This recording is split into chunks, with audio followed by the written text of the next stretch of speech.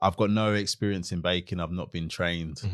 It's just all self-taught. I just remember my dad always said to me, like, learn a trade. Like, if anything else fails, at least you've got that. To try and make something gluten-free, it's not just a case of, right, if this recipe says plain flour or self-raising flour, let me just go and get Dove's Farm plain flour. It doesn't work like that. I had a reason in front of me every single day. Yeah. So, like, my family's there. Like, it's like, no, I want to do this for you. Food is an emotive, has an emotive quality to it.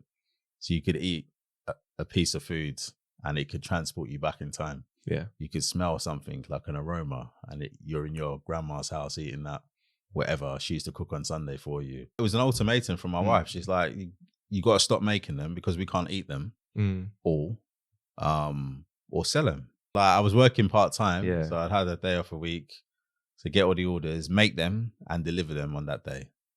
And it killed me. Like, again, it was a disaster. Like, I think I burnt a batch, so I left them in the oven. I think I started at 4 and the first appointment was at 10 o'clock and I left my house at 9:30. How am I getting from Southeast London to Reading in half an hour? I think it was the second order and there was no record of me delivering it. So that order I didn't get paid for that. Okay. That was like a lesson. Oh, learned. mad. That was like instant lesson. So like people have messaged me and said, I've bitten into this donut and it made me cry. And it's then when I get the feedback and it's mad. It's just like someone came in and bought 60. It's like we had to get them from the freezer because they cleared out the counter. I had Selfridges at the time. Like I got Selfridges maybe 6 months after I started the business. How did that happen? Welcome to the Takeoff Experience, where I sit down with highly driven people to talk about their journey, their failures, and their successes. If you want to take off in your career, your business, your finances, or your mindset, then this podcast is for you. Welcome back to the Takeoff Experience. We have a special guest in the building. This has been a year in the making. How are you doing today, Ryan? I'm good. A little bit tired. I've been moving kitchens this week. Okay. Well, I took a week off last week to do it. I actually finished it this week. So it's like a big, I hate moving. So is that moving kitchens for your business? Is that? Yeah. So the business has been based from my home kitchen for the past 8 years. Wow. Basically. So working in between a family, in a domestic kitchen. Yeah. And we've managed to build a kitchen, just save, build a kitchen in the garden, at the end of my garden. In the garden? Yeah. So that's interesting. I don't think I've ever heard of something like that. Yeah. Like, is it a lot of work? It was a lot of work to get it done. But I just wanted to own like the space. I didn't want to move in somewhere and rent a space.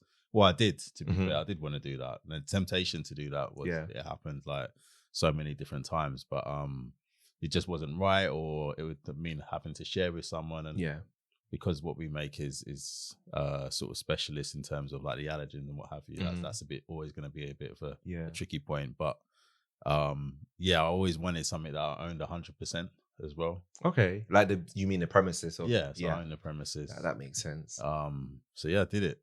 Finally. Wow. How long did that take you to do? So it's been like a year, just over a year in the making. Wow. Really. So that's probably why you weren't able to get me. We just started. Okay. Like to work the land and literally work the land, like dig the holes, foundations, everything. Wow. So you had to dig. So is your shed gone? Like that's... Yeah, like the back of the garden, the trampoline is gone. That's mad. A kitchen, you know. That's actually sick. Yeah. Wow. And are you like worried about like, because you know what they say, like work from home, like do you feel like that there's going to be a bit of that for you? Are you worried about that? Like, because obviously your kitchen's there, and then you're going to walk to your actual house, right? Does that bother you at all? Not really. I think because I've had it, I would say the worst experience is there's pros and cons to everything, right? So the worst experience of being in the kitchen in my actual house, was like going downstairs, like having to tiptoe at 2 a.m, 3 a.m when you're baking. Yeah. Try not to drop the metal pot on the floor. It's always the metal pot that drops on the floor, but not the plastic one. Always the metal one.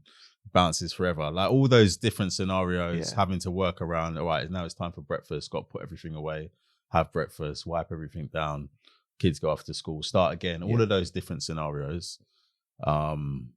It's like I've had to deal with that. Yeah. So to have it now separate from my house, I have to walk the length of my garden to get there.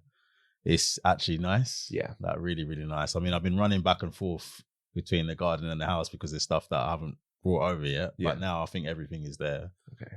And it's just, I get excited when I go outside. Wow. I love that. Yeah, it's nice. That's sick. It's really nice. Wow. Yeah. That's such a, and I've never heard of it. So that's a unique selling point. So for the listeners, watchers, who is Ryan? So Ryan is, I'm a 43-year-old black man. My parents from the Caribbean. I got married in 2004 and my wife has allergies. She has allergies to gluten and dairy.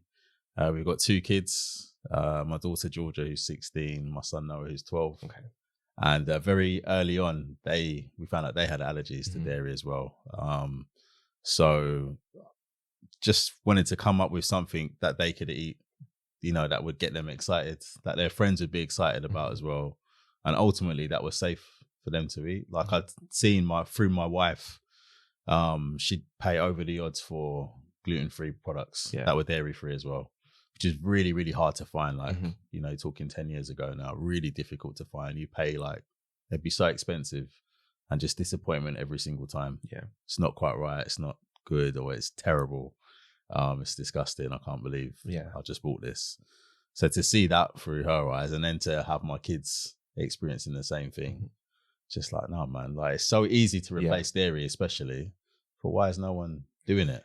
And it wasn't like, why is no one doing it? Let me put something in the market. It's like, why is no one doing it so that we can buy it? Let me make something for you, like my family, to be able to experience. And that was it. It was always, I want your friends to be excited about this as well. So it's not like when you go to a party or someone's house, you got your own little packed lunchbox. Yeah. These are your treats. Because it's not inclusive. Yeah, it's not. Yeah, it's not a nice experience. And I think when you're young, especially, you want to be included the same as everyone else, don't you? So that was always the mission. And I've got no experience in baking. I've not been trained.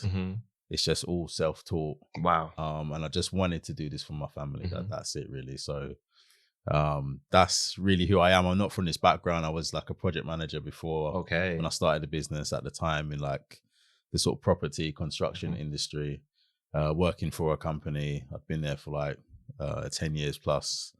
And it was just, this was such a sore point for me, especially as my son was quite young at the time, like 2, 3, and he could speak, like he's quite advanced like that. But for him to be 2, 3 asking, like, has this got dairy in? It's just like, that's crazy. That's mad. Yeah. Let's try do something about it. I love that. And it speaks to you being a family man and the fact that you went so beyond. We're definitely going to touch on that. But I wanted to go back a bit. You said that your parents are from Jamaica. Yeah. Were you born there or here? No, British born. Yeah, British born here. So, and you said you're from South London, I think. That's right. Yeah. Were you born in South London? Yeah. Oh, mad. What area? I was actually born in Greenwich Hospital. Greenwich Hospital. Yeah. Oh, mad. It's not there anymore, but yeah. Oh, there was actually. You see, I didn't even know. When you said, I was like, oh yeah, it still exists, right? No, it's gone now. It's like an estate now, but yeah, it's an estate. Greenwich, like a nice house. Yeah. Okay. Oh, mad. And then what area, what part of South like London where did you mostly grow up in? So I guess it's kind of split now. Actually, probably split almost like in 3 ways. So grew up in Brockley. Okay. Went to school in Brockley. Went to Addion's, like Brockley Primary School, which is not there anymore. Wow, all these places are disappearing. Yeah, man, my heart. And then went to secondary school, Addion's Stanhope in Deptford.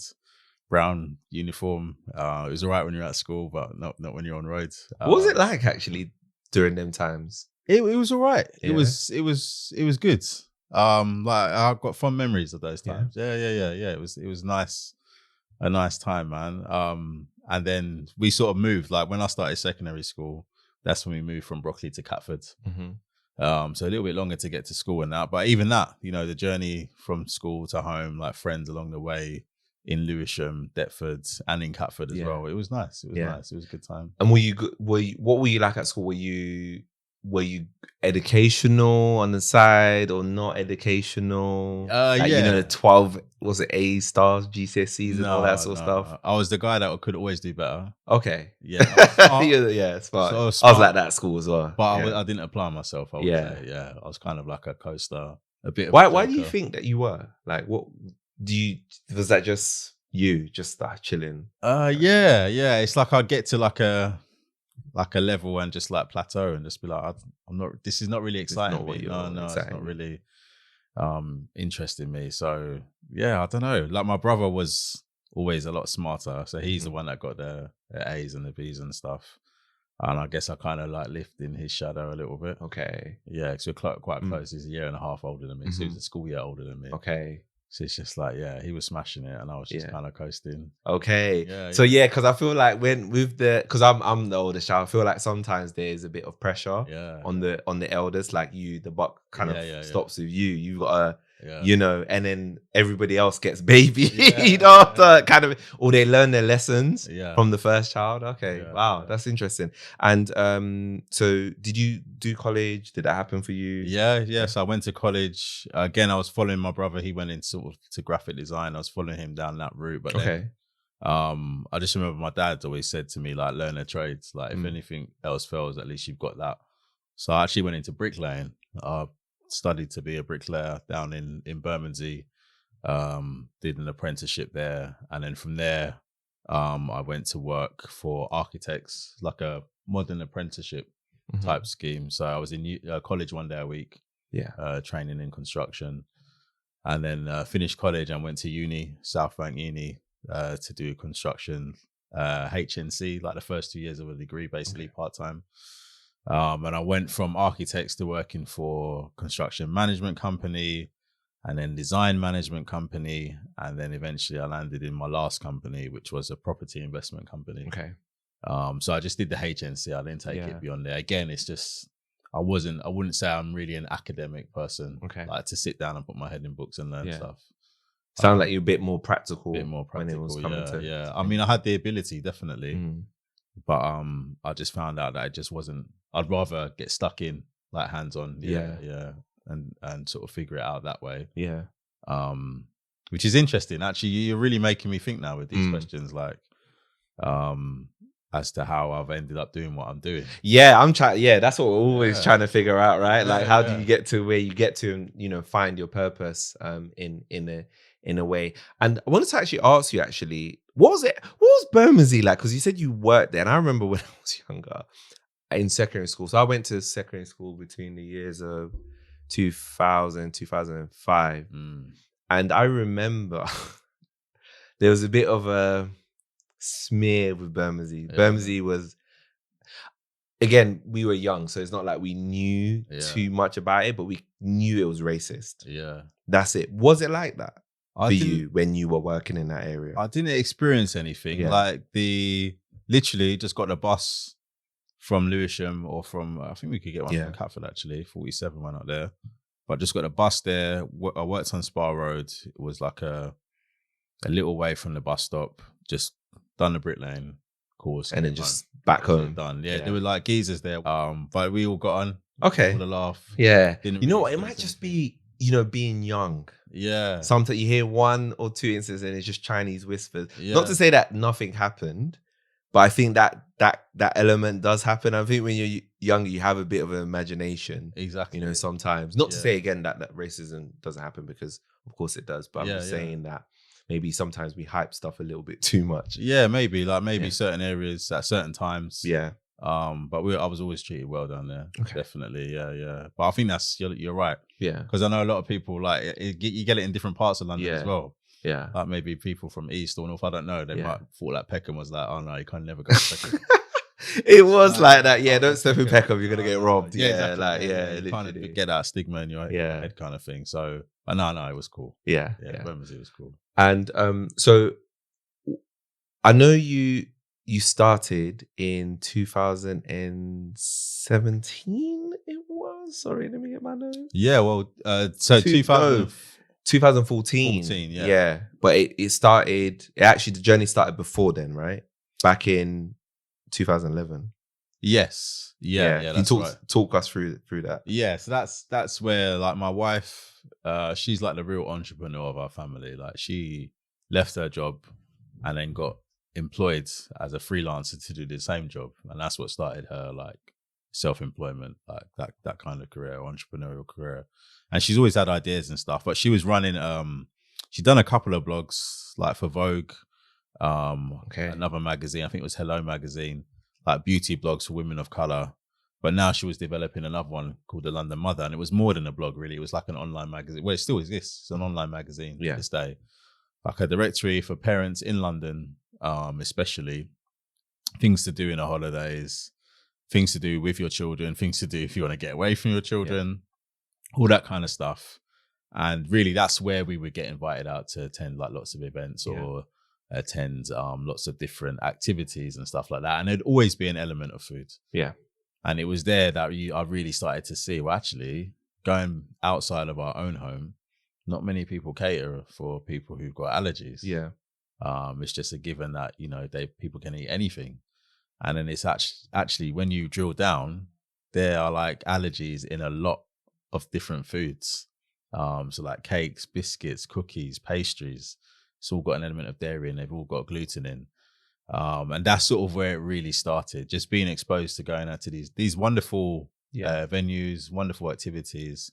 But then it's like, okay, now we've got a problem. Now we've got to try and find food for the family, like outside of the venue. Or if you were able to get stuff that was allergen free, it either wasn't very good or you just felt like a kind of a nuisance. You're like, yo, you're that family kind of thing. So yeah, that's sort of where the concept, I guess without me knowing, started for the business. But then it was October 2014 where I was like, right, okay, let's launch this business. Let's see where it can go. And what was like the first, did you know that it was going to be donuts? No. Why? Yeah, okay. How did that happen? Well, it's like you try a few things and it was... What other things were you trying?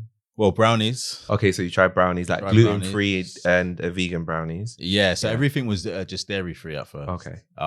So dairy-free brownies. And we tried cupcakes because there was a cupcake boom. We had Hummingbird Bakery, had Primrose Bakery, all these different cupcake shops, and that was the main thing at the time. And we tried like cookies, like a variety of different things, just tried to make them dairy free, which was, to be fair, was quite easy because to replace dairy is not that difficult. Yeah. And then it's like, okay, I need to make something that my wife can eat now as well. So to try and make something gluten free, it's not just a case of, right, if this recipe says plain flour or self-raising flour, then we just go and get Dove's Farm plain flour. It doesn't work like that. You can't just substitute one and one. Yeah. And I think that's what a lot of people do. And that's why the products are so inferior. And I know baking, well, I've discovered that baking is like a science. Yeah. So I wish I paid attention in that school. It's crazy that, right? Yeah. Like all these skills that we could have eventually used, Mr. right? Baker, man, where are you? Bro, come and help me out.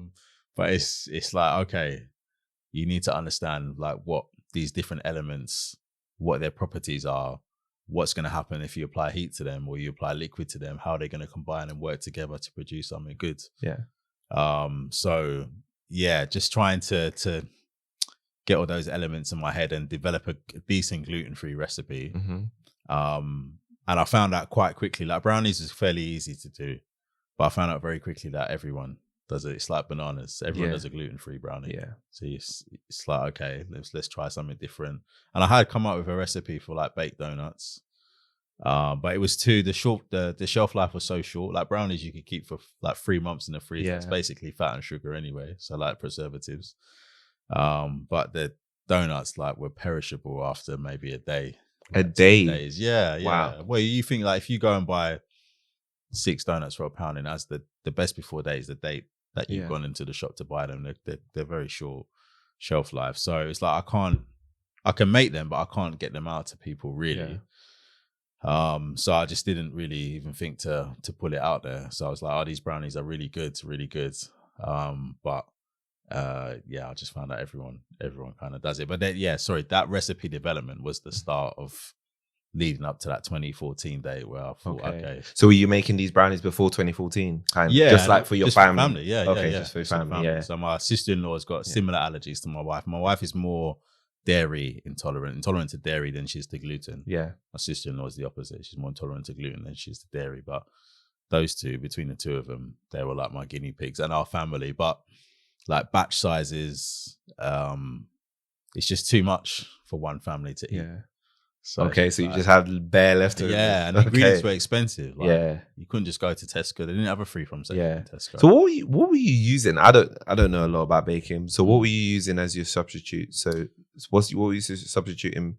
Milk. To be fair, I don't really drink milk anymore. Yeah. So we're using like oat milk and stuff like that. I mean, the recipe didn't call for any milk, so thankfully I didn't have to worry about that. Okay. But it was like a blend. Like, what's the specific blend of flours that you can use to replicate like a good plain flour, not only in taste but in consistency. So how did you learn that? Like, it's just trial and error, really. Yeah. So you're just trying different things. Yeah. A lot of late nights. In a recipe. Yeah. I wouldn't say late nights because it was stretched over a period of time. Yeah. Same with the donuts that we've developed this year, stretched over a period of time, and it's just like you get your heart broken, basically. Yeah. It's just like, all right, I've got an idea, maybe this will work. You try it, and it's like, oh man, it's not the one, man. Yeah. And it's just like, okay. And then that's it. I probably wouldn't try for a couple of weeks, maybe even a month. And it's like, oh, right, now, hang on, maybe and it's just it's playing in the back of your mind, and it's just like, okay, let me try this version. Let me try and add this flour or see what this element does to it. And to replace the gluten, we were using something called xanthan gum, which is like a binding. It's almost like a glue. So gluten is like glue, basically. It kind of holds everything together, gives it less elasticity, allows it to grow when it's baked and rise as well with the additives like the baking powder and baking soda. See, that's what you're trying to replace, really. And xanthan gum for the donuts that I was making, the oven-baked donuts, seemed to work the best. You can use things like chia seeds. You can use linseed or flaxseed. You can use psyllium husk as well. But at that time, it was like these things weren't readily available. I didn't have the knowledge. I didn't really know about them. Okay. And xanthan seemed to be the go-to. It is an additive, but it seemed to be the go-to one. And it just kind of worked. Okay. Because it was gluten-free as well, it's like it wasn't a dough, which is really important. So you're working with a batter. Yeah. So you pipe it into molds, into donut-shaped trays, and you bake them in the oven. And that's how you get your donut. So yeah, it was like a whole nother world. How did you get from brownies to donuts? I'm trying to understand that whole world. Like, how do you do that? It's similar. Like, so brownies, you're working with a batter as well. Yeah. So just a wet batter, bricklayer, wet trade, working with mortar. So it's like, it's funny. So you're saying your bricklaying was helping you out. Yeah. Okay. They're dead serious. It's like working with wet trades. You kind of get an understanding for like working with that kind of stuff. And the brownie batter to a donut batter. All right, it's different ingredients, but you're still working with the same thing. Like the batter is kind of similar. And you're pouring it into a mold. It just happens to be a big square tin as opposed to round donut tins. And yeah, it's kind of similar. It's not too dissimilar, sorry. So it's it's just different elements to try and get that, the flavors that you're after, the consistency that you're after. You kind of like, through repetition, you kind of get an understanding of what's going to work and what's not going to work kind of thing. So it's not too dissimilar, like brownies and donuts. How long did it take you to make your first donut that you were happy with? Probably about 6 months. 6 months. Yeah. And what was the plan at that point when you was like, okay, cool, I made this 6 months, which is crazy. Yeah. Was that every day for 6 months? No. Okay, but here and there. Yeah, here and there. Like I said, here and there. And during that time, were you learning more about different ingredients and just trying different things and seeing what was working? I wouldn't say no. If I think back, I wouldn't say I was learning about different ingredients. I already had xanthan gum. I knew that that's what people used. So that's what I was going to use. Yeah. That was it. It was just like, kind of like at school. Yeah. So it's like, right, this is what I know what I need to do now. I'm not going to push beyond that. That's enough for me. I'm happy with that. And let's just go with that. And then it was more about the flour blend. And that's like the basis of any good gluten-free baking. You need a flour blend, and not all flour blends are the same. So you could just take elements from, you could use a rice flour, you could use chickpea flour, you could use brown rice flour, which is completely different to white rice flour, and starches, potato starch, tapioca starch, fava bean flour, sorghum flour. There's loads of different flours you can use, even coconut flour, but they all have different properties. So, for example, I never use coconut flour because it just sucks the moisture out of everything. So if you want to make rock cakes, coconut flour is your one. But anything else, it's just not the one, man. And I guess it's, for me, I had the core flours, but it's just learning what consistency or how much of each flour to use to get that sort of perfect blend. Yeah, I was wondering because you said something where you said, oh, you did a few things, it didn't work out. So obviously you did this over a number of years. Why didn't you give up? Because a lot of people would have done maybe 6 months, trying, oh, this is not working out, I'm just gonna call it a day. Why didn't you give up? I had a reason in front of me every single day. Yeah. So like my family's there. Like it's like, no, I want to do this for you. Like I did like baking. As I say, it was like the cupcake boom was happening. I was baking at work anyway. Me and this other girl called Jasmine, we were speaking the other day actually. So we watched I don't know if it was Great British Bake Off. I'm trying to think if it was. Maybe it was. I'm not sure. But then we'd bake maybe like once every 2 weeks, 3 weeks. We went through a period where we'd bake different things and bring them in, or we try and replicate. Like let's try and bake a Jaffa cake, and we do it at home. Like message each other and stuff and show each other what we've done. So I liked baking anyway. And I kind of like to make people happy, like my family happy and stuff. And it's just there, like, I just knew they couldn't have the stuff that I could have or their friends could have. And so it's like a constant reason in front of you. It's like, well, no, why stop? Why give up? And I knew I was getting closer. Even over that initial 6-month period, I knew I was getting closer, or I could make it a little bit better. And they would enjoy it. They would eat it. Some of them they would not eat. For real, they're like, yeah. Did that hurt you? They're young. No, because I kind of knew it was. Yeah, you knew it was not good. But then I knew they liked it, but you always want to try and push it a bit further. Once you get something that catches, it's like, okay, how can we make this better? How can I blow your mind even more, kind of thing? And even at that stage, I wouldn't say I was blowing their mind. They just liked it. And in one way, kids can be brutally honest, but in another way, kids are very easy to please. Yeah. So it's like, if it's sweet and it's spongy, they'll just box it off, kind of thing. You know, they're not really gonna critique it as such. But I just wanted to do it for them. That was always the reason. I think that's why I'm still here now. Okay. Wow. Thing. Yeah, because that is my why. Wow. It's never been about how can this blow up? How much money can this make, kind of thing. That's never been the end goal. Yeah. It's about how can I just blow your mind. Yeah. Literally. Wow. Yeah. That emotive, food is an emotive, has an emotive quality to it. So you could eat a piece of food and it could transport you back in time. Yeah. You could smell something like an aroma and you're in your grandma's house eating that, whatever she used to cook on Sunday for you. And it's that emotional connection with people that I've always been trying to reach. I think it's come more to the fore now, especially in this last year. But I think that's carried me through. Yeah. A lot. Yeah. Wow. Definitely. Wow. That's so epic.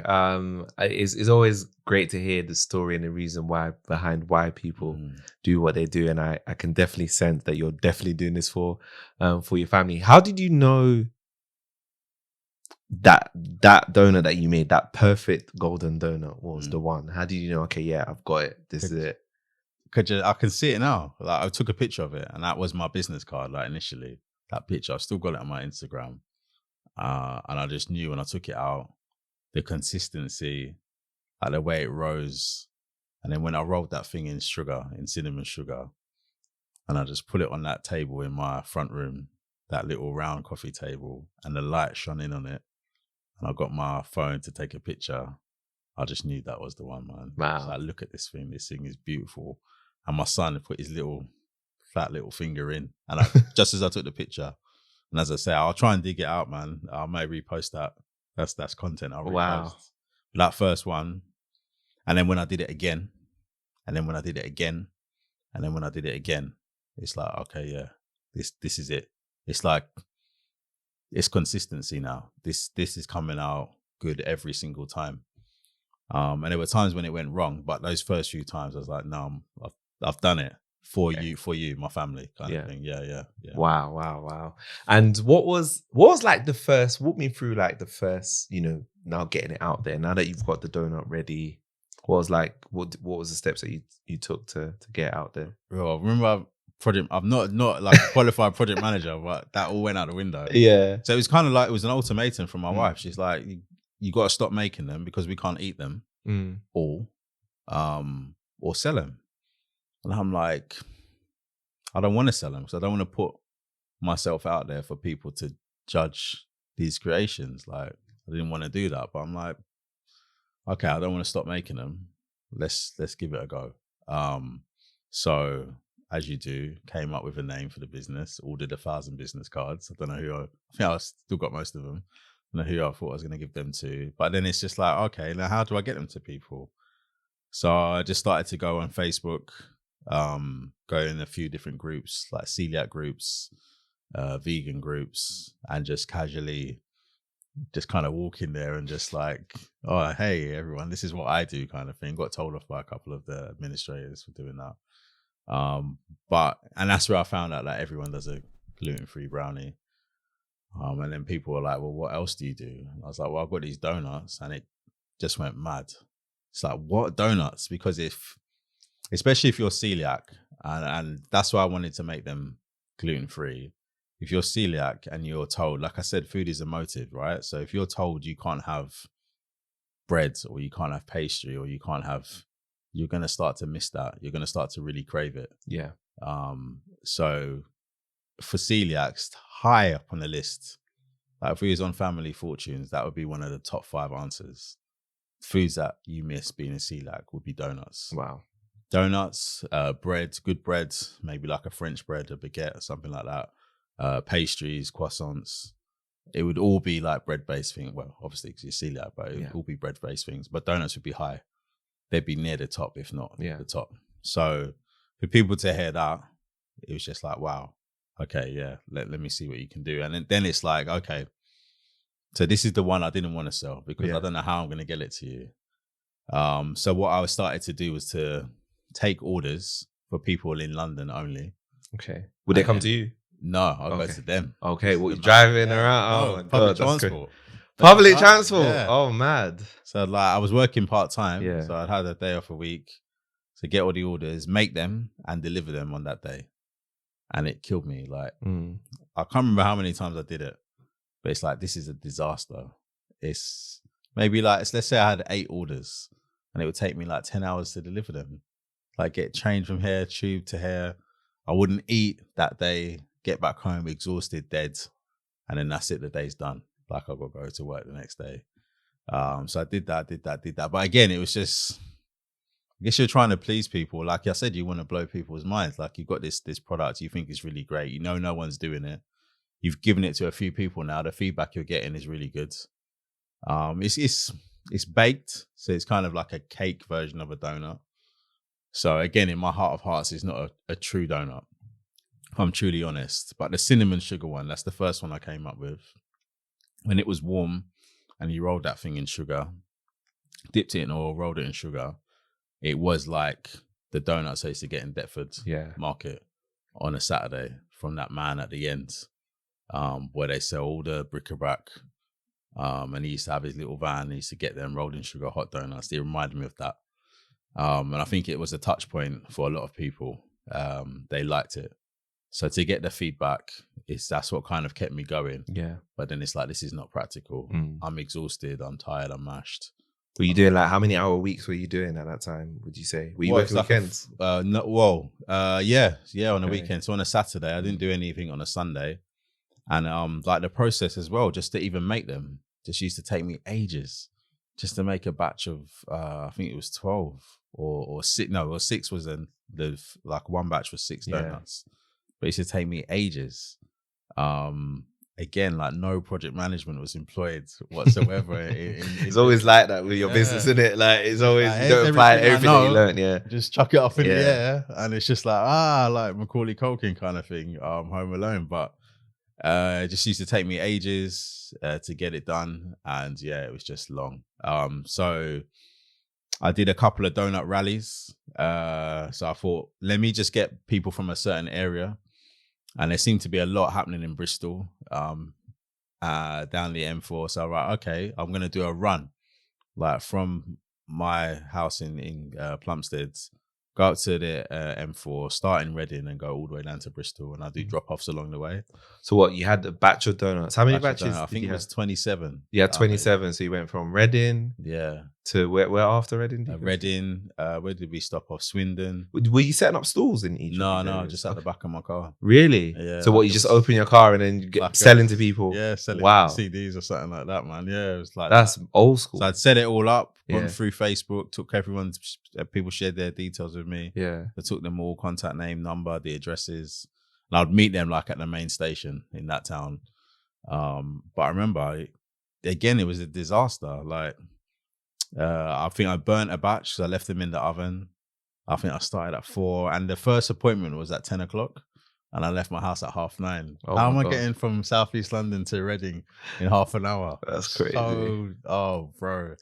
It's terrible, but everyone was cool. It was an experience, and I still got customers, repeat customers from that run. Yeah, to this day. How did you feel at the time? Were you like stressed about that? I was stressed. Yeah. Like a lot of anxiety, just to get it out there. I just wasn't organized. I wasn't organized at all, and then I think that just impacts on your confidence as well. And the only thing that kept me going, and that's why another reason why I was afraid to start the business, because I'm like, if I start this, I'm working full time. All I just foresaw for myself is I'd be like a hamster in a wheel kind of thing.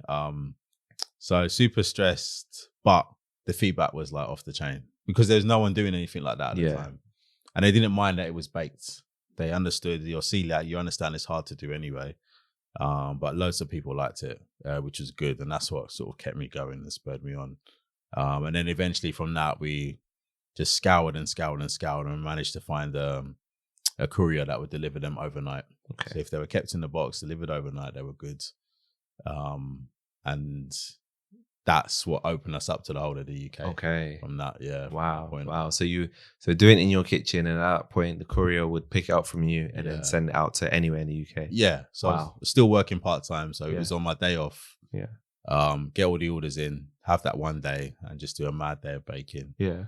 The courier pick it up and deliver it the next day. In fact, actually, the first orders that I did, I think there was like 11, and I just didn't understand the terms, and it was the courier didn't deliver it till like 3 days later.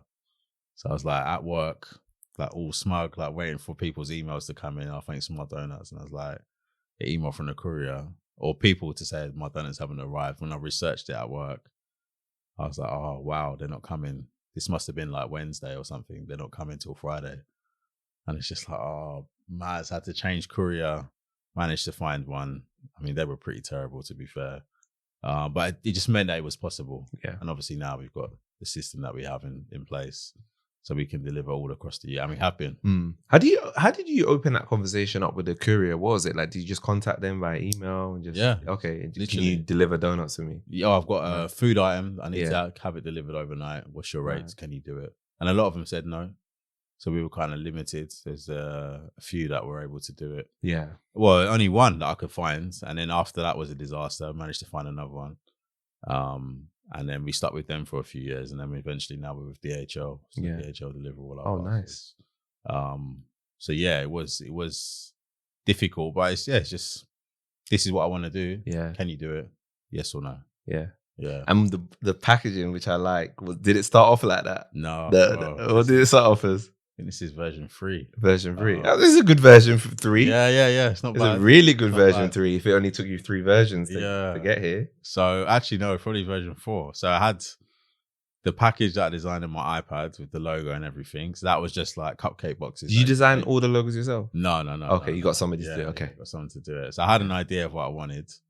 And then I got someone to... Well, the first ones I designed, it was just like I think it was a sticker that we used to put on a cupcake box. So the boxes are really deep because they fit cupcakes in. So it just meant the donuts would jump around when they got delivered and stuff. So that wasn't too great. And then a lot of learning from all these disasters, right? Yeah, exactly. Yeah, that's it. That's how I've learned so much from everything that's gone wrong. The second iteration, I designed myself. Got my brother to tidy it up, employed his graphic design skills. But then again, it just wasn't, because he's not a packaging designer. It just wasn't. There are a few things that I missed, like in terms of like information and just like what it would look like if it was up on a shelf somewhere. People not knowing what it was. So again, did that one, and then that was that. Then I had so this is the third one. Then I employed a packaging designer, and she came up with the logo. I just gave her a Pinterest board. These are kind of styles that I like. This was the first one that she came up with. There was 4 that she pitched to me, but as soon as I saw this, I just knew it was the one, man. Yeah, and we've kept that down to this day. Okay, wow. I love it.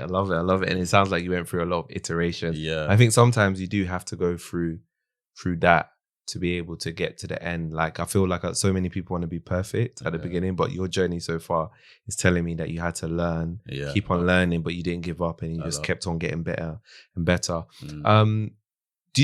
Are you now full time doing this? Yeah. Okay. At what point did you leave your job? That was 2017. Okay, so you left in 2017, so about 3 years later. Yeah. That's quite quick, actually. Yeah. You think? Yeah. I got made redundant at work. Okay. So okay. Yeah, okay. yeah. Sorry to hear that. Well, no, it was a blessing in disguise, really. So as I say, I was a project manager, and one of the roles I had was working with our property team within the company, and basically they're like estate agents, really. So our client had vacated a few buildings, so we had a couple of empty buildings, and they'd moved from 3 buildings into 1, basically. So I had 1 full building and 2 empty ones. So the empty ones, we'd maybe do up the reception or do up a floor just to try and entice another tenant to come in. So I'd manage that process. And one of the builders that I used to work with, so my thing was always like, I just want an easy life, man, like at school. Yeah. It's all starting to make sense now. Yeah.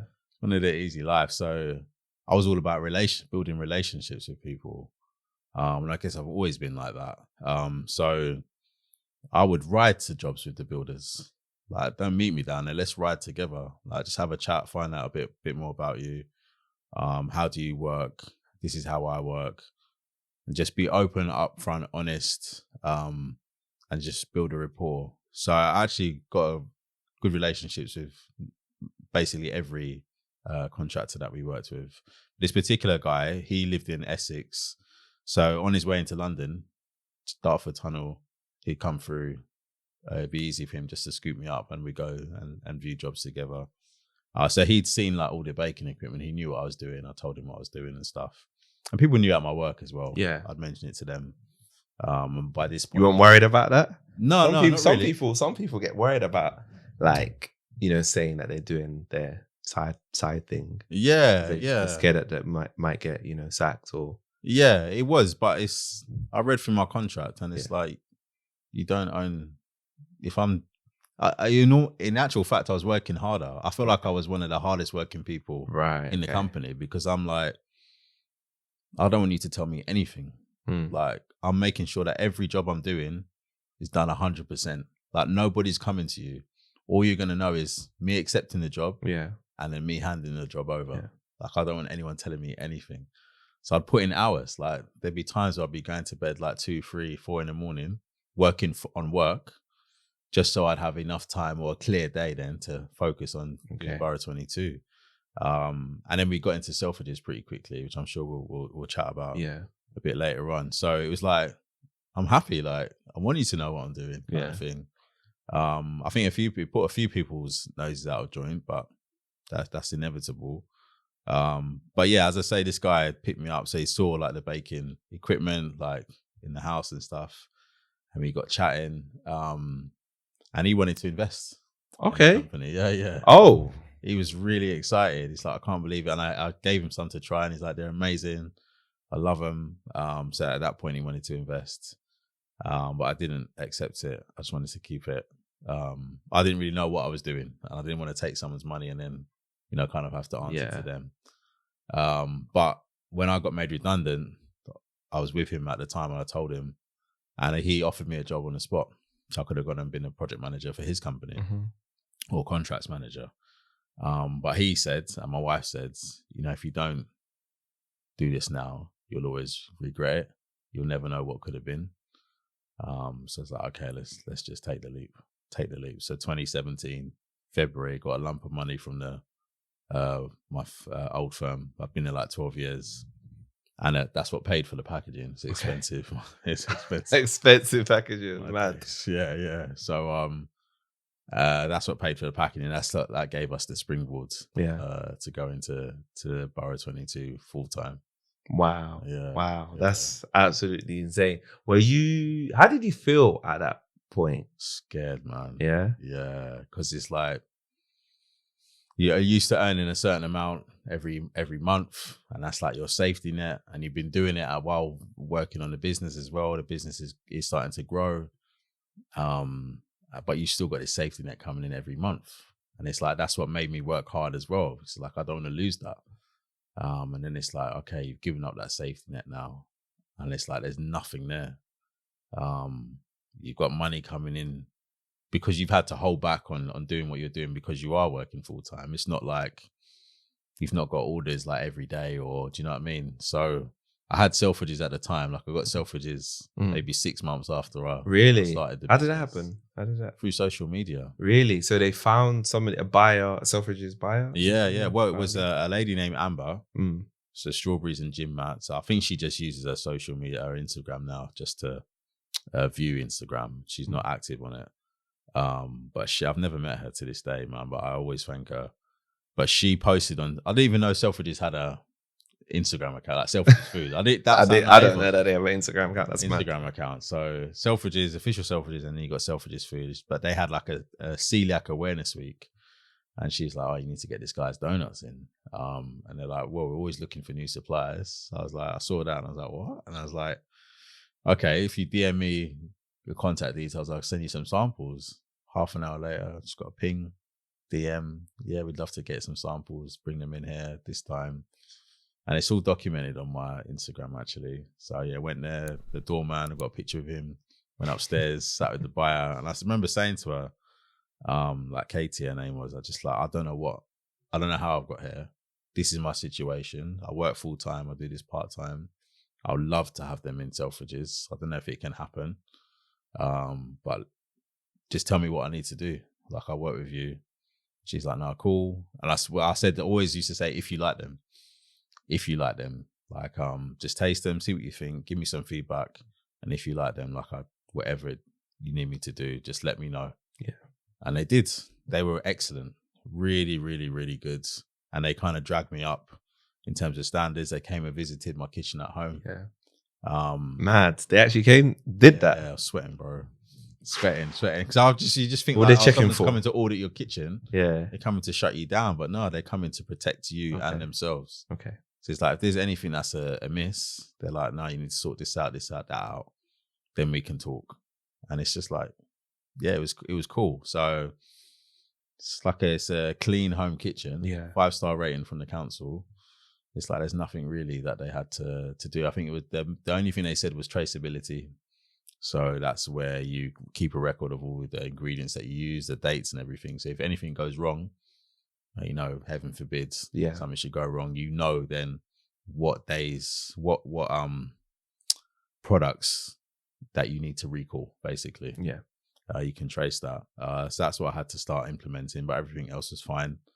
And yeah, it just meant then that from doing that, and even Selfridges was terrible. Like, I remember bringing the first donuts in, like, on the tube and handed them to the guy over. What, the counter. sample? No, the actual donut. The actual donut. How many were you giving them? Like, I think it was like their first order. She said she was going to order 6. So there were 6 boxes? 6 donuts of each flavor, like a small order. Okay.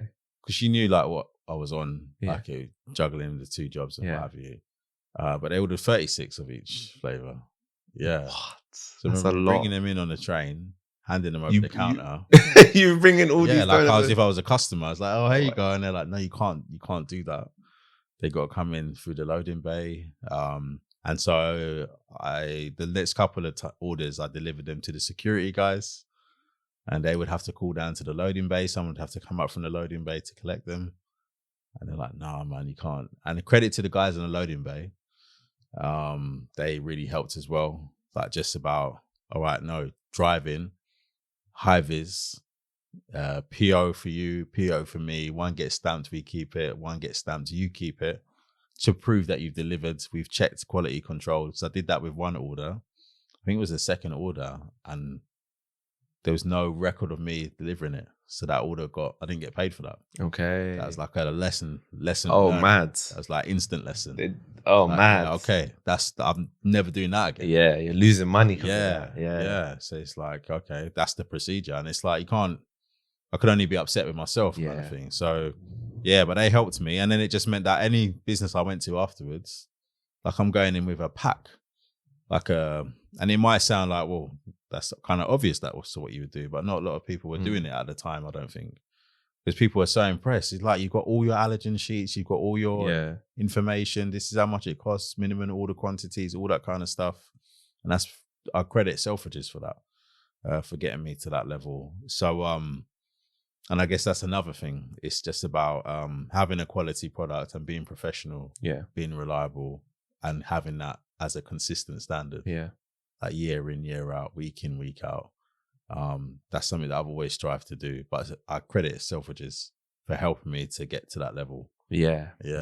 You feel like that was what helped them overlook certain things, because like you said, your product was quality, you were on time, you were consistent. So they're like, okay, we can rely on that. Everything else we can just teach. Yeah. We can improve that. But I guess it's like almost like your rules, right? Because if you're not on time, it's like, can I rely on this person, right? Yeah. From that kind of perspective, the quality is not good. Like, yeah, you know, we're not going to wait for it to be good. It needs to be Selfridges, like level. What was like the reception at that point? Because Selfridges is prestige. So to, you know, for a donut to be sold in Selfridges is a big deal. Yeah. What was the reception at that point good, for it? Good. They sold out like the first couple of weeks. So we had to bring in like extra orders because they just went. I think for a lot of people, well, actually, so it took a year. Like it was August bank holiday that we actually got into Selfridges. We actually took our products into store. And I remember they sold out over that weekend like twice. The feedback was good. I think people were just happy that they could go and get this product now. So some people had it through the rally. Some people have had it when I was delivering it door to door, like customer orders and stuff. But to have it now and to have it in Selfridges was like a big deal. So people were making a beeline for it. Yeah. But we actually came out of Selfridges. Okay. Why? It was just too much. Yeah. Like I burnt out. Really? So we went in August bank holiday, and then we came out in February. But they said, look, man, the product is great. We love it. We love you. Just sort yourself out. And then when you're ready to come back, let us know. And so I did, sort myself out, took a breather, then started to employ my project management skills. Okay. And then came back in October the same year, and we've been in there ever since. Oh, wow. That's sick. So you left Selfridges. Came back. It was like, did you actually take a break from making, or were you still taking orders? Yeah, I took a break. I was still doing orders. Yeah. But it was just that Selfridges. Selfridges part that was like the hamster in the wheel. Literally, it's like every day you need to deliver. Well, yeah, it was even every day. So we scheduled it. So it was like, I think Friday, Saturday, Sunday. But even things like just testing whether the product could be frozen. Like, how does it regenerate once you take it out of the freezer? Is the quality still good? So all of that stuff we were able to do. So when we went back, we were like, look, we can freeze this. So we want to deliver once a week. Just give me a big order once a week. I'll deliver it. And then that's going to make my life easier. Minimizes your wastage. Yeah. You're not having to throw stuff out because it's not sold or whatever. Yeah. And they were like, yeah, cool. Yeah. And they're like, oh, if you can do that here, can you do that for Manchester and Birmingham as well? And it's like, okay, we'll look into it. But it just meant you could like reset, regroup, and then come back. Yeah. Not being in the trenches with all these problems, things that are not quite right. Like, let's go away, let's fix everything, and then come back. Yeah. And just fly, basically. And it's one of those ones where it's still like it's a big turnaround, but I never get to see, or I never ask, and maybe I should do, like on progress, how products selling. I just go in, high five the guy in the loading bay, Yeah. have a bit of banter with him, get my sheet shine, and I'm off. Yeah. And I'm on to the next job Yeah. kind of thing. But when I do go in to do like staff training, like for launching a new product, which you just launched too in there. And it's then when I get the feedback, and it's mad. It's just like someone came in and bought 60. It's like we had to get them from the freezer because they cleared out the counter. And that's not just one person. It's like, but it's Selfridges. It's like, it's prestige. Yeah. Like, people travel. And the amount of times I've been there, I don't go there often, maybe like 3 or 4 times a year, if that. And there's always people buying it. Wow. And I don't see that. Yeah. I don't ask. You don't, you don't see it. It's just, the PO comes in, I just fulfill it, and I'm away you Mad. go. And I'm in like early. Like, do you miss that though a little bit? Do you feel like you're? I feed off of that. Yeah, you feed off of it. Okay. I feed off of it. Yeah. That's what gives me, because like I said, it's emotional. It's an emotive thing. And if I know I'm fulfilling that, what am I trying to say? If I know that that's been fulfilled, and that it's almost like Superman and the sun. Yeah. It's like, it gives me energy. Like, so if I'm mashed, but I know that I'm making someone feel like this or that good, or they're making a special trip to go and get my product. It's like, okay, that I'm going to push through. That's my why kind of thing. Yeah. How are you balancing all of this? It sounds like a lot with family life. Like, it's tough. Yeah. It's tough. And I'll tell you why it's tough. It's because COVID, right? COVID hit. So you imagine now everything's locked down. So all the shops I was supplying are locked down. And I think I'm going to get a break now. Everyone's at home. Kids aren't at school. But COVID hit and I didn't see my family. Because our orders went through the roof. It's like everyone was ordering. There was like, you clear like 40, 50 orders in a day, and then you'd have another 60 like waiting for you before the end of the day. So it was constantly like people ordering. So it's mad. Like that 2020 year was just crazy. Like, the business did better than it's ever did. And then that repeated again in 2021, and it went far, far, far. In terms of online sales, better than it ever did, but I didn't see my family at all. Felt like my wife was educating the kids. Like, she was running homeschool. I was in the kitchen. So it was really difficult, and it is something like a constant battle to keep the balance, and not let it take over. So just things like getting people in to help, that's really helped. And just having like a set routine, being able to freeze stuff as well is really helped as well. So it means we don't have to bake like during the night. What made you like go down the whole freezing? Just desperation, man. Yeah, desperation. Selfridges, really. Like, I can't go there every day and then go to work. So you just tried it out and just froze it. Let me just see, and it's like, actually, it does work. Yeah. And then speaking to other bakers as well. It's like they confirmed. Yeah, definitely. Are you kidding me? Yeah, you got to freeze it. Yeah. Oh my gosh, that's crazy. I remember you telling me that you had a bit of challenges with like hiring people. What was that? What was that process? When did you start hiring people? When did I start hiring people? I think I was still working at the time. So we'd do our Selfridges bake on a Friday, actually. Yeah. So just hiring a couple of people to try and work. And it's difficult. I think everybody kind of says this, because no one's going to be as passionate about your business as you are. And they're doing it to get paid kind of thing. All right, they might be excited. Oh, this is cool. The story's cool. I like it. But at the end of the day, you're kind of doing it to get paid. And it's like not that it's, okay, everybody has to learn the process. And it's difficult. I know it's difficult because I know exactly what I want in my, like, with the design of the box, with the design of the donuts, how they should look. But everybody else, like, if I was to employ you, you'd be working of what your version of what you think I want is. So you can't see inside my head. You can't see, like, unless I recreate a donut and get you to try and copy it, like, who's going to be able to do that? Like, first time, second time, third time, fourth time, and get it like exactly right. I do everything I do for a reason. Like, I understand why. Like, I put it the icing on this way. Like the sprinkles, I add this amount of sprinkles. I don't cover it in sprinkles because Do you know what I mean? I'm doing everything for a reason, but to try and explain that to someone, even when I've had people in and it's been a disaster, and then I've got new people in and I try and explain, it's like, actually, I have to kind of stop and slow down and be like, all right, you kind of have to pick up this much on your spoon and then hold it. And it's just, you don't realize all the techniques you picked up along the way, the reasons why you do the things you do. Yeah. You just do it because you know that's how you do it. But to try and explain that to someone is so difficult.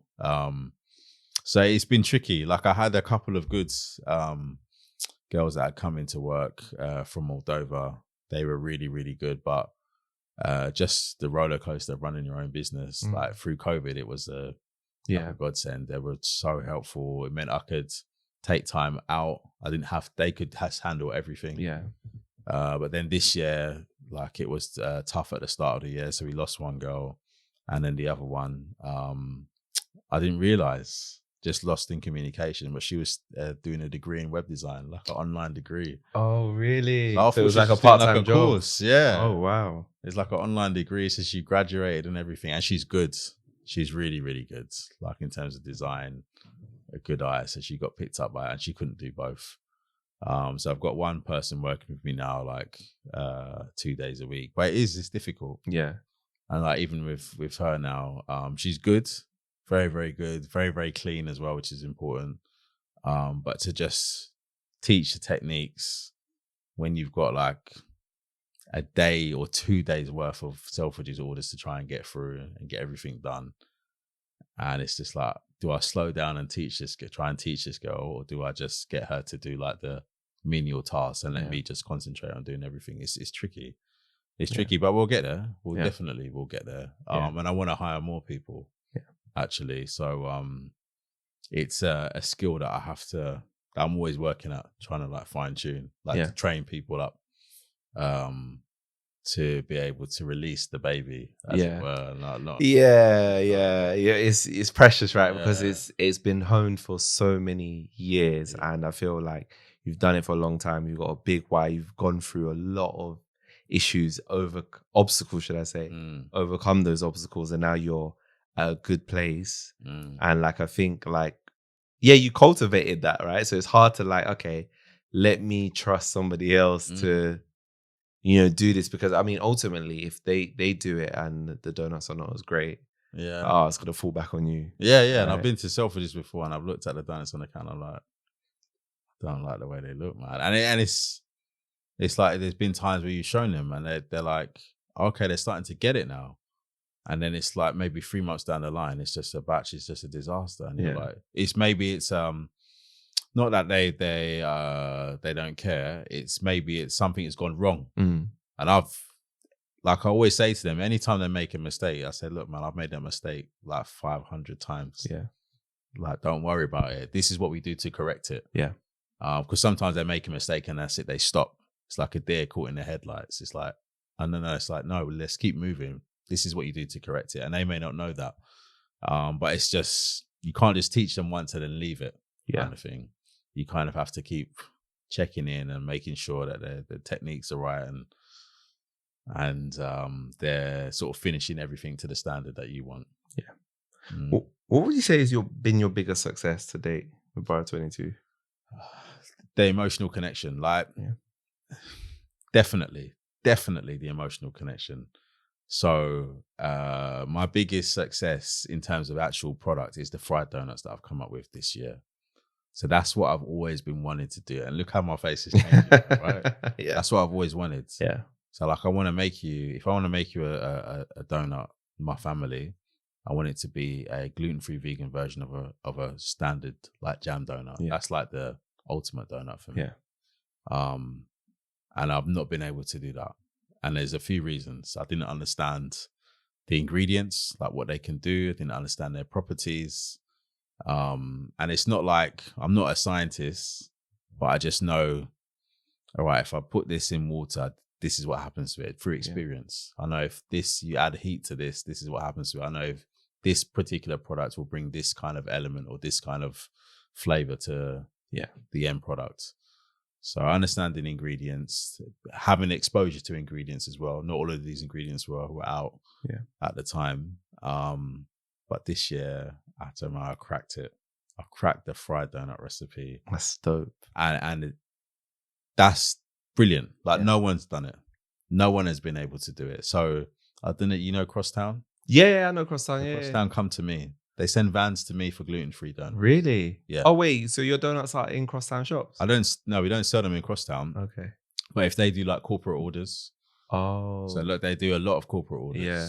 The corporate They events. use your donuts. So yeah, if people like, we want 100 Crosstown donuts. We also want vegan ones, gluten-free ones. Yeah. So they'll message me. Oh, okay, so you're kind of doing, is that white labeling kind of? Yeah, it's kind of like supporting, but they send them to fair play to them. They send them in my packaging. Oh, okay. They don't hide the fact that it's no. We work with Borough 22. He does gluten-free donuts. Oh, that's good dope as well. Treats Club Lungi as well. She's massive. She's just blowing up. I think she is working on her own shop. So she comes to me as well for gluten-free donuts. So I know everyone has tried. I know Donut Time have tried it. They've ordered from me as well. So back in the day, they ordered, and I saw where the donuts went to. Went to their production kitchen in Reading.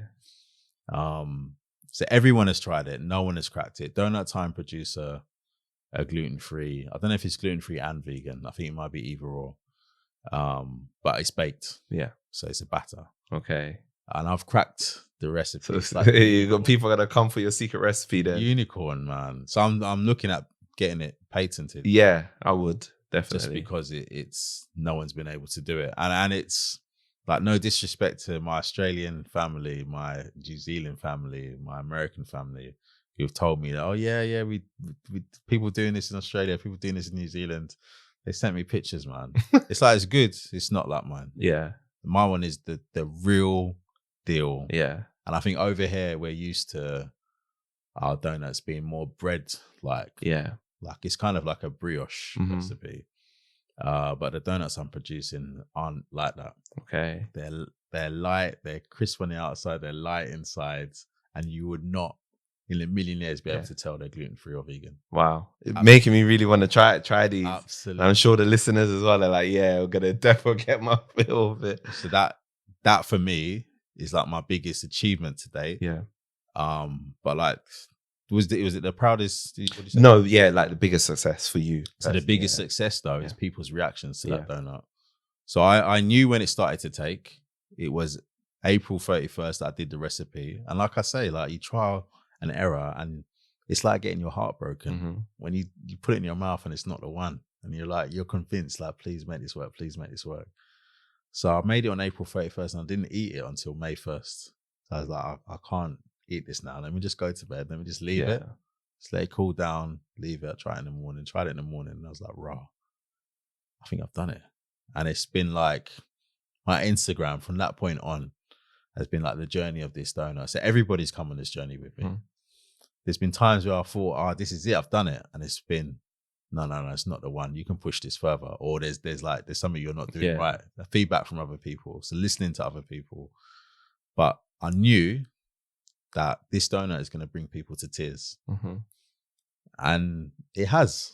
So like people have messaged me and said, I've bitten into this donut and it made me cry. I've bitten into this donut and like I've been crying because I haven't had a donut in 22 years. Wow. I haven't had a donut in 16 years, 30 years, 40 years. There's a guy who's trying to get a donut off me. Like his daughter wants to bring, he hasn't had one in like 43 years. And this is just like how I remember it. So that for me is the greatest success. Like before I used to say, if I've been asked that question before, and it was a lady in, when I was sampling in Selfridges in Manchester. And so sampling these donuts, and I found that saying that they were gluten-free and vegan was putting people off. So I just said, look, these oven-baked donuts, would you like to try them? And people were taking samples more. And then one girl came up. She goes, so I said it to her. She's like, I can't, I'm vegan. And I said, no, actually, these are vegan. She's like, what? She's like, really? I remember she had her earphones and she took one out. She's like, they're vegan. She goes, I'm gluten-free. I was like, I'm not lying, but these are gluten-free and vegan. Like, they're certified gluten-free. And she was like, what? And she ate it and she started, like, the tear came down her cheek. And I would say that was the greatest success up until I developed this recipe. Okay. So it is mad. So like, I've almost become obsessed with it now. So it's just like, how now can I get it to people in the best way possible? But yeah, those messages are everything to me. Yeah. Wow. Just to be able to invoke that reaction from people, is just, that to me is like success. Yeah. I love that. Down. I love Yeah, that. yeah. I love that. And I feel like obviously everybody has their definition of success, but it's nice to hear a definition that's not just, oh, money. Yeah. Money, I want to be 100 million. Sometimes it's nice to hear that, look, I want to help people experience something they have not experienced in such a long time. Yeah, that's amazing. And what would you say has been the biggest challenges for you, Borough 22? Biggest challenge is like logistics, just getting the product out to people. And even now, like with this fried donut, with the baked donuts, it's still, you're putting your life in the hands of DHL, man. And they're pretty good, to be fair, but you send it out a certain way, and sometimes it ends up like that's not how I sent it out, kind of thing. So that can happen. But with the fried donuts, like most fried donut, I don't think I've ever seen any fried donut which has, that you buy in a shop, which has a best before date. That is not the day that you buy it. It's always eat on the day. But the public have demanded, I've not even asked, demanded, they said, no, we want it.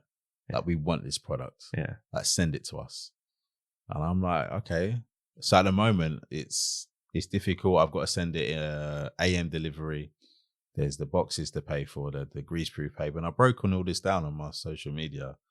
And I'm like, it's going to cost you £30 to get 4 donuts. Whoa. Yeah. £30 to get 4 donuts. No, wow. I don't care. Yeah. I don't care. Send it to me. Like, people pay what they want for quality. Yeah. Yeah. Absolutely. So it's getting to people, and it's great. Like, I like the voice notes and stuff that I get. Like, they're great. Like, they empower me. They charge me up, man. But some of the videos are just like, oh man, but the donuts, they don't look that good. Just like, I know what they look like when they come out the fryer. I know what they look like 4 hours after they've been at the fryer, 16 hours after they've been at the fryer. That's what I want for you to have. Yeah. I don't want you to have day one that you've got to warm up in the microwave. Maybe some people do, some people don't. So it's just like, as good as it is, I don't know if it's the perfectionist in me or whatever, but you just want them to have the best version of what you're producing. And you know it could be a lot better than what they're getting, but people are happy. Yeah. Like, they sell out online. Like, I release it once a week and they sell out in minutes. Wow. Single digit minutes. It's like 3, 5, 6 minutes. They're sold out. They're gone. So I know people want it. I know people love it, but that's not like the goal now. How can we either extend the shelf life, get it to you quicker, or just make it more accessible so that you can get it like as fresh as possible? Because if you think it's good like a day after you've had it, trust me, wait till you've tried it like on the day. Yeah. It's going to blow your mind. Wow. I feel like that strive for perfection is always going to keep you ahead of everybody else, not being happy. Yeah. You know, I'm a football fan, and I think, Guardiola, that's what he's like. Even if they win 5-0, he's like, he looks for, we could have done that better. We could have, passed it a bit better. And I feel like that striving for perfection is always going to keep you ahead, because you're going to look for ways to continue to improve it. Yeah. Right. But then do you think that there's a bit of a dilemma with that? Because not that you'll never be happy, but it's like, you're gonna always, I'm like that as well. I'm a perfectionist. I'm always thinking, how can I improve the podcast? What can I do better? How can I improve the clips? Constantly. Yeah. How can I do it better? Yeah, I guess there comes a point where you just gotta sort of walk away from it. Yeah. And be like, okay, this is as good as it gets for now, kind of thing, and be happy with it. And it's something that I try and tell myself a lot, actually, which is why I do like doing podcasts or speaking to people, because it forces you to stop and just look back and be like, actually, you know what? In 2014, I was doing this. Like 2022, I'm doing this. Well, first of all, I'm still here, but 2022, this is what I'm producing. Look, I've got my own branded boxes. Like, I'm not sticking labels on a white box, cupcake box. Like I've come this far. Like, bro, like appreciate what you've done. Yeah. So it forces you to sort of stop and look back and just applaud yourself, man, and be proud of yourself. Yeah. For what you've done. But it is. And I guess it's trying to get the balance, not being too hard on yourself, but then know what there's scope, I guess is the best word. There's scope for you to improve and make it better, but also enjoy the moment. Yeah, definitely give yourself a pat on the back and enjoy it. You know, sometimes like I'll get something good will happen and I'm just thinking about the next thing. I'm not even thinking about the good thing that happened. Like, let me enjoy it. I'm just thinking, oh, okay, done. It's almost a bit transactional in a way. And I don't, I feel like, and to be honest with myself, I feel like sometimes that's not healthy. Yeah. It's not healthy because it's just will never stop. You'll never, not that you won't enjoy it. You enjoy it briefly, but like you said, I feel like you have to enjoy it a bit more. Enjoy it. Because I mean, getting into Selfridges, not everybody gets into Selfridges. Yeah. You know? I guess in a way I kind of not take it for granted, but it's because it happened so quick, like within 6 months, happened so quickly. You guess you kind of do, like, I don't know. And we've been delivering them for such a long time, but no, that's a big deal, man. Yeah, it is. No, it is. It is. Deal. What would you say is the thing that scares you the most with your business, and how are you planning for that? Oh man, what scares me the most? That's a really good question. What scares me the most?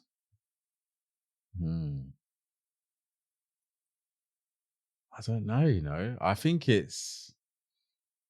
when it was like we were coming out of lockdowns at the start of this year, just things were just eerily quiet. And it wasn't just like that for me, it was like that for a lot of people across the board. I think because you come out off the back of 2 absolutely crazy years, where it's just, you can't benchmark anything because everything's been upside down, So to come out and have a January that was so quiet, February that was so quiet, March that was so quiet,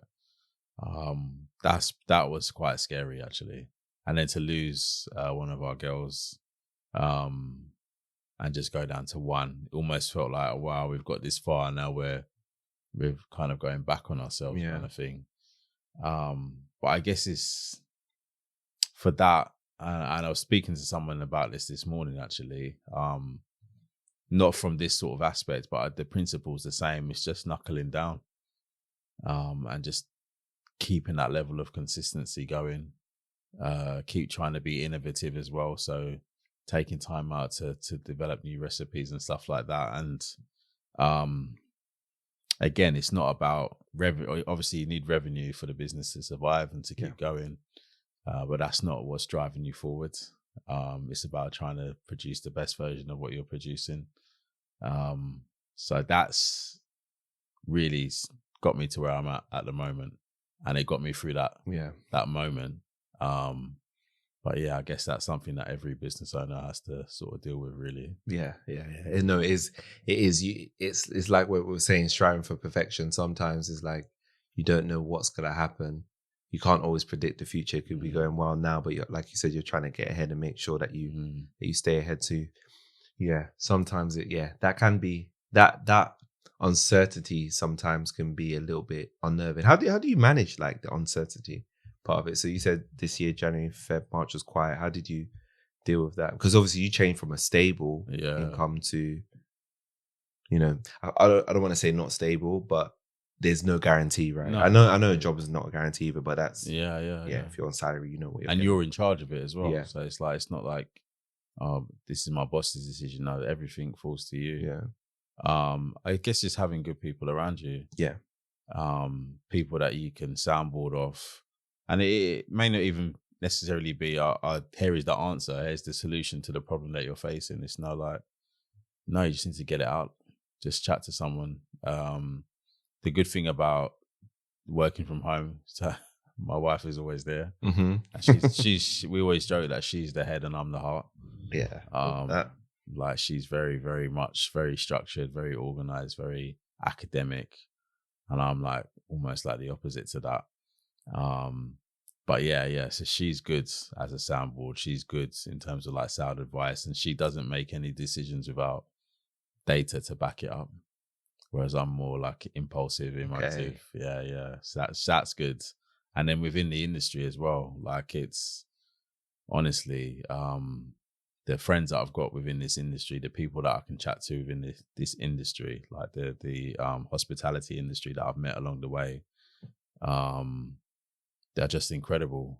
Like we're really respected people as well, but so open, got a lot of knowledge, a lot of experience, and they're at the end of a WhatsApp call, or they'll be voice noting, and working things out, and they'll be giving advice and stuff like that. It's just been incredible. So I think having those people around, because it's you're kind of in this like silo.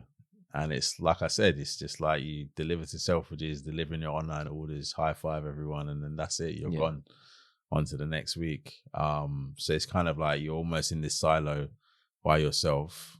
But just to get outside, go and speak to people other than the four walls, it helps to like with your sanity levels and with your decisions, just to be able to sound it off people. Yeah, that all helps, man. I think that's essential. Like to anyone like listening to this, like if you're in that situation, just make sure you do that. Yeah.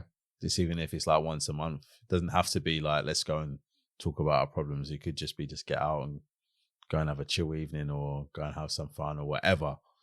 Just go and chat to someone just to, so it's just not just you alone with your thoughts, Yeah.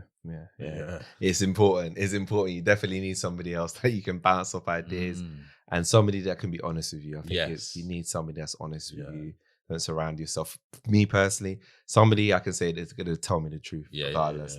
If it's going to hurt me or not, whatever, right? Yeah. And I think that's what's helped you get here, because you've been open. Some people will make stuff and they're a bit delusional to it. Oh yeah, no, it's great, and it's not great, right?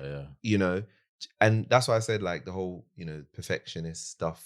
Sometimes there's a good element to it, because you can always see, actually I can get better. But if you always think what your product is, not to say that it can't be great, but you think it's already there and it's far away, it could definitely stop you in your tracks. So on that point, what tips do you have for somebody who wants to, start their own food business? 2022. I think just understand why you're doing it. Yeah. Like with food, again, like I guess there's a few different types of people, like people that would maybe start a restaurant or start an establishment or whatever. But I think there's a lot of people who are like myself, like homegrown.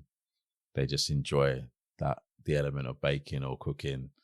But understand like why. If you want to start a business, why do you want to start a business? Because that why is what's going to drag you out of bed when times are tough, when people aren't ordering, or do you know what I mean? When it gets real, that's what's going to keep you going. And if you're trying to chase pounds, pennies, it's very, very easy to give up and roll over when those times come. So understand your why, definitely, and just do the best version of what you can do as well. Don't try and cut corners. Don't try and do what everybody else is doing. Like we learn through repetition. A conversation I had this morning as well for a friend of mine. She's a hairdresser, but we learn through repetition, and she's good at what she does. So just like bigged her up, man. It's you think like Messi, Ronaldo, they're good at one thing. Like they've worked at this one thing to get to the levels that they're at. You think of like Nadal, all sports people, or Federer. They've worked at this one thing to get as good as they are. And that's what we do. Like it's you're training your brain through repetition. And with me and the Doughnuts, it's been doing the same thing over and over again for 8 years. It qualifies me as an expert in my field. Yeah. In the art of gluten-free, like baking. Not across the board, but definitely baking donuts. Mm-hmm. And now with the fried donut as well, like I'm learning the repetition in that to become an expert in my field. And it's just like I say, you'll get 2 years in, 3 years in, and the techniques that you pick up, the reasons why you do things, it could be anyone. You could be like Yeah. an Uber Eats driver, but it's Yeah. like, no, I'm going to stack my bag in this way because I know when I'm hitting those speed bumps, this is what's going to keep everything stable. Yeah. And someone could be starting next to you who's like day one and they're just chucking everything in, and you're like trying to explain to them and they just don't get it until they go out on the roads, go to take out the meal, and everything's all over the place. Like there's, you learn through your mistakes and that, and you pick up all this information which makes you good at what you do. So don't skimp on that. Like, learn from your mistakes, try and produce the best version of what you can do. Remember your why, remember why you're doing it as well. And I think if you've got those things, that will help you get through the tough times. And when the tough times come, that's when you learn. Like, you learn about who you are, you learn about why you started this business, you learn about how much you can be met with all these, not adversities, but all these trials and obstacles, and how you can get over them as well. And then if you do that, then that's it. You're kind of unstoppable, really. Yeah. Wow. Yeah. I think that's definitely. If I could go back and speak to past me, like future me, that's what I would say. Yeah. Wow. Yeah. Love those tips. Love. Like you said, so many good things there, and I think it's very relevant in this age, and I think it's going to be relevant in the future. I think what you said, the why, I think that's really important. I think a lot of people have an idea, and you know what the ideas are. You have all that energy initially, and then you come through one obstacle, one adversity, and then if you don't have a strong why, you're just gonna, like you said, you're just gonna quit. That's it, it's done. That why will get you through it, because you're like, okay, this is why I'm doing. You do need that reminder from time to time. Why am I doing this? This is why I'm doing this, right? Great. It's been so great speaking to you. Where can people find you? Okay, so this is a long answer now because of what we've created, but so we're available in Selfridges Food Hall, London. Okay. If you go to the bakery section, you'll be able to find us behind the glass counter. So it's more like the patisserie counter. They have like a traditional bakery, which is on Orchard Street, that sort of end of the food hall where it's got all the breads and stuff like that. But we're like the patisserie, like the nice fancy cakes and stuff behind the glass counter. So you'll be able to get us there. And obviously online at borough22.com. We deliver all across UK mainland. So we've got oven baked donuts, standard size, mini size, and we also do a range that's low FODMAP as well. So if anybody's on the low FODMAP diet, you'll know. If you know, you know. I'm not on that. When I saw that on your website, I was like, what's low FODMAP? I've never heard of this. Like another niche, another layer of a niche diet. Like, it's almost like a research. You're definitely ahead of your time. That's for sure. Yeah. So actually, Ocado tried to sign us because of the low FODMAP donuts. Oh. Yeah, they wanted to chat to us about that. But yeah, it's not a hard tweak for us to do. And it just means it's accessible for those people. Yeah. So again, that's the why. That's why we do that. We go to that trouble. So you'll be able to get them there. So our fried donuts now, which everybody is after, like everybody wants these fried donuts. So at the moment, like, I'm releasing them once a week on a Friday. So it'll be a Friday at 6 p.m. The web URL for these donuts goes live. You got to be quick. Right? Selling out like that. You got to know what you want. You got to have your auto fill for your address, your bank details. Get on the website, order the donuts that you want, pay for them, and get out as quickly as possible. Like, have it down to a fine art, because they sell out so quickly. Like, I actually did a live on the second drop. Wow. So it's a live. You can see the 3 minutes that it sells out in. Wow. People are upset at me that I did a live. Like, why are you doing a live? I can't get the link now. It's like, you could have got the link before. So yeah, it's that real. So I get messages all the time. If you're in like the SC18, like in Plumstead area, you can DM me on Instagram and we might be able to do something for you, because my aim, as I say, I'm almost not embarrassed to sell 4 donuts for £30, because I've broken down why that's done and people still want it. Yeah. So I'll do that for you. But my aim is to get them to people as fresh as possible. So we did a pop-up in Broccoli, and there'll be more pop-ups to come. Okay. But the pop-up in Broccoli was supposed to be from 12 until 3. We sold out in 45 minutes. Wow. Yeah, it was People knew you were there. Yeah. Okay, mad. Bittersweet. Yeah. Because obviously it's great to sell out. Yeah. But people like one lady came from Cardiff, didn't get nothing, just got air and a high five. That was it. Oof. So I felt bad, really, really bad. But we won't do any more pop-ups until I have proper equipment to be able to produce a lot of them. A lot of them, yeah. So that's coming in a week, actually. Okay. And just keep an eye on our socials. So we'll let you know when we're doing pop-ups. We've got one planned, hopefully in Brick Lane. Yeah. At Vida Bakery. We're in talks with another company called Bone Shaker in Paris. Okay, wow. Oh, you're going Europe now. We're going Europe. And there's another company called Big Wig Doughnuts that have reached out in the States that want to do something with us. Are you defo? Are you up for the States? Yeah, if we can make it happen. That's mad. Business trip, man. Business expense. You definitely will need to get somebody though to help you out, because I mean, UK is tough. America is like 5, 6 times the size of here. Yeah. But do you know the beautiful thing about it as well is, as much as people want the products, as much as people love it, it's like if I put a call out on my socials, people are like, yeah, what do you need? Yeah, like, I'm here to help. Like, I'll serve. Love that. I'll pray, you know what I mean? I'll do anything, which is great. So as I say, the fried donuts. The next drop for fried donuts will be on the 6th of November, but it should be every Friday at 6 p.m. Okay. That they get released, and then what it is, they'll then get delivered to you. So we do it a week in advance. They get delivered to you the Friday after. Yeah. It'll be an AM delivery. You don't need to choose a date for delivery. It will always be the Friday after.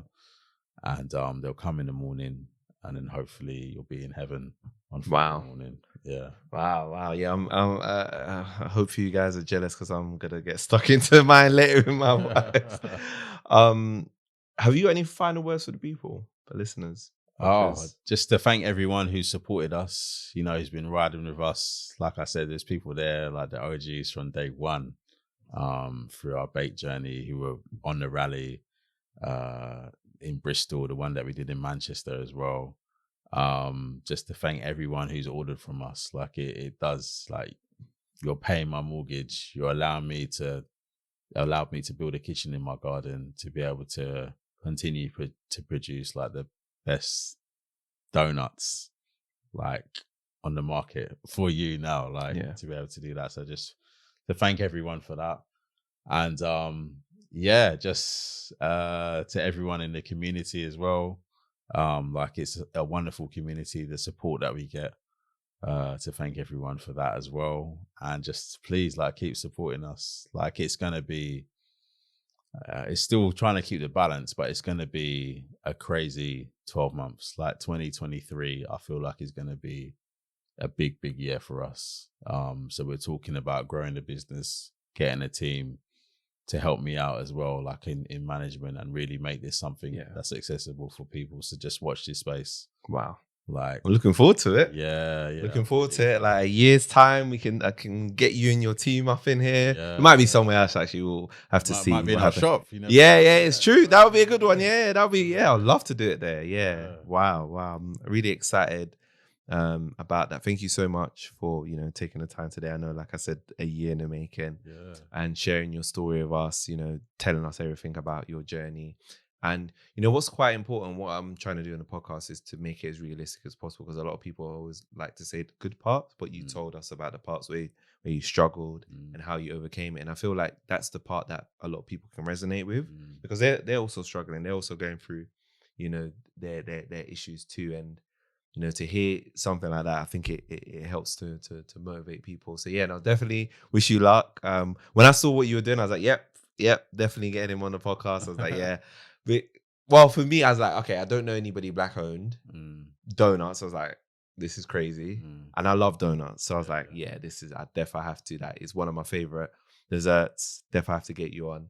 And I love what you're doing. Absolutely love what you're doing. Just keep on doing it. I wish you luck. Seems like you got a lot of success on the way as well, which I'm looking forward to. And so I'm gonna keep on watching that. Yeah, hopefully. Thank you. I appreciate that as well. It's I think like, even with the fried donuts, like, just trying to go back to how things were when I was growing up.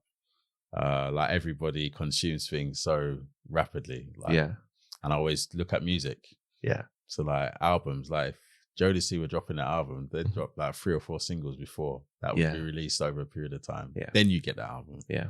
And America would get it first, and you'd have to wait like a week. If you didn't have the link from one of the music shops, you have to wait to get the album yourself, and then a couple more singles, and then that's it. Like another 3-4 years, they drop another album. But albums released nowadays, every track is a single, it's in the charts, Exactly. blows up, and then that's it. You don't really hear too much from it. So I'm trying to do that with the fried donuts. Yeah. Slow release for people. Yeah. Smart. Yeah. But then it's like as well with social media, you kind of see all the successes, people's successes. That's what they're posting. But you don't realize that it's been 8 years. It's like a slog, a real hard slog to get it to the place where it's at now. And it's not even reached its full potential. Yeah. But as many of the fantastic posts that are in my feeds, there's a lot of posts that are a lot of things that you don't see. Yeah. Like the early morning starts, or times where your back's hurting, or your calf muscles are hurting, or you're just broken after a long day, or do you know what I mean? Or something goes wrong. So I feel like it's important to let people in on that side as well. But then it just shows you, like hard work, perseverance, what you're able to 100% achieve, man. It can, it can. It's and your story is definitely testament to that. Watchers, listeners, I hope that you definitely appreciated this episode. As I said to you, always bring in the best guests. Thank you so much for listening to this week's episode of the Takeoff Experience. And we'll see you next week.